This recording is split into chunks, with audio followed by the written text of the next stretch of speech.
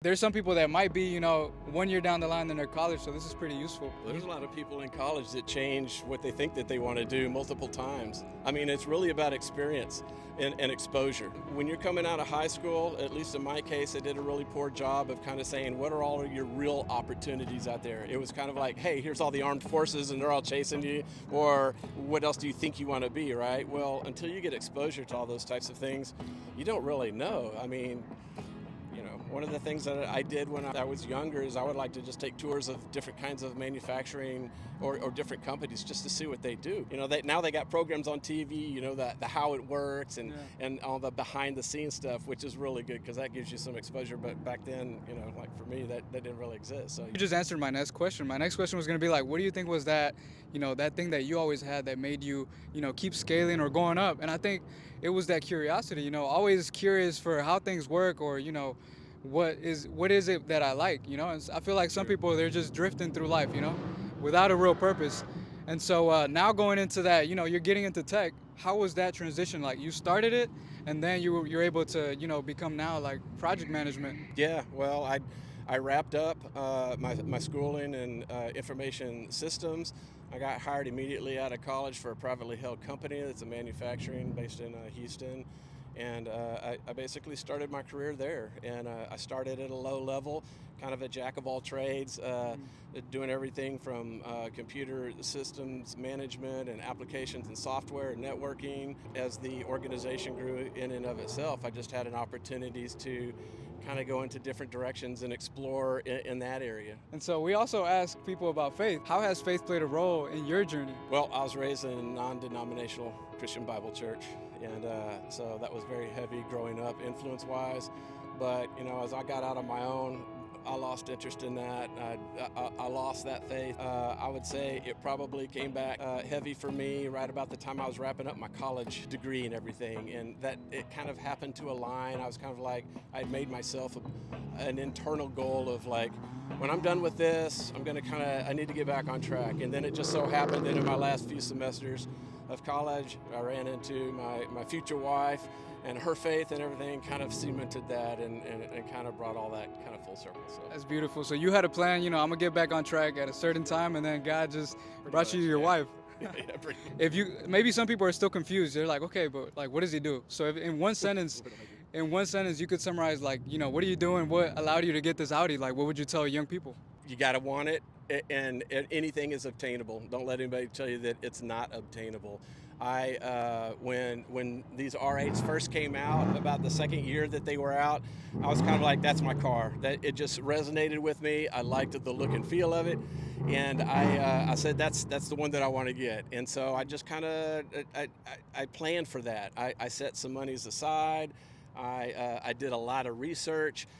Before I even pulled the plug, everybody's biggest concern is like, oh man, it's going to be crazy insurance-wise and things like that. But you do your homework. There's lots of things out there online now that will teach you the ins and outs and what all to look for, and it's completely doable. It's if you think walking in and buying a little Toyota Tundra or something's not a big deal, it's no different from this. It just has a little bit higher dollar factor on it, but the process is the same. It's pretty straightforward. Right. Yeah. And what about now, like in terms of what like you do, like your job now, like could you summarize it just in a few words, for people that maybe didn't understand? Yeah, my job now is I moved my way up. I've been with the organization, the same company that I graduated and went straight into for about 26 years now. Now I run a project management office. So I work with our executive teams, make sure everything that our IT staff globally is working on is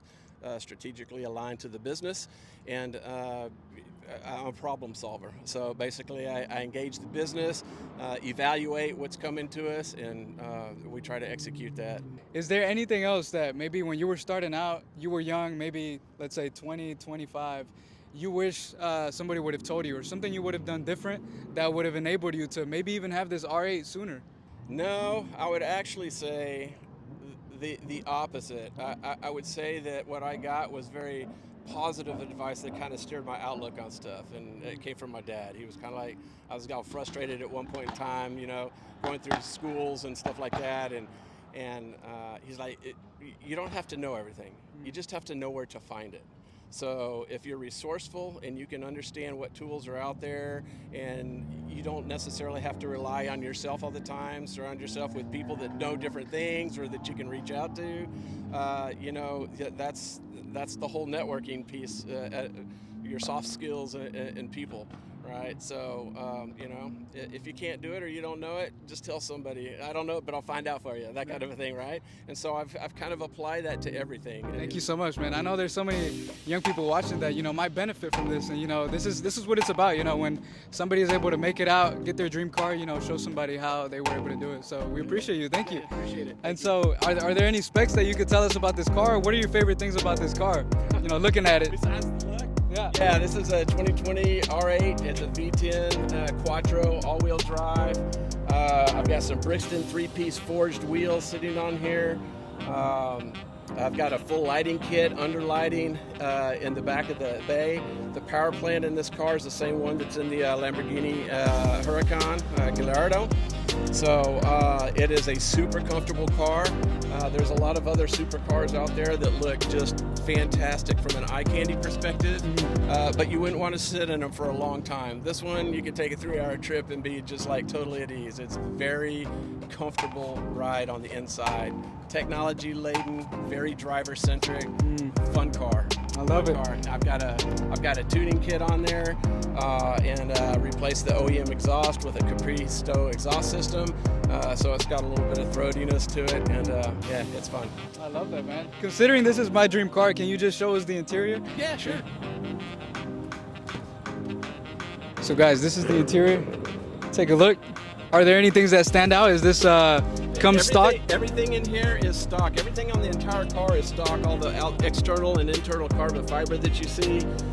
The seats were originally all this light gray color, but I pulled the interior out and I had Texas Auto Trim put in the Alcantara leather and match the stitching to the seats, because my entire roof is Alcantara leather and I kind of wanted to match that.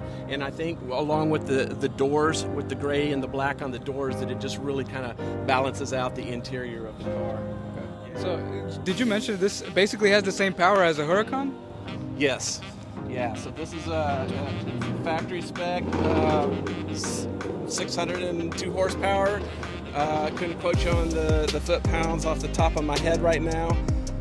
I recently had it dynoed on a wheel hub, so we took the rear wheels off, we put it on a dyno, and we were consistently hitting 538, 39 horsepower, which is fine. Really the only thing I could do on here to increase the power is put twin turbos on there, but I'm not interested in doing that. That's another project kind of a car if I wanted to go that route. I just want to keep this one, with a nice edgy sound and look, and it's pretty quick for just tootling around town. Yeah. I love it, man. Hey, you're getting the same power as a Lamborghini Huracan with this right here. And I think this is way more beautiful, so, man, stay tuned. We're about to get our R8 soon.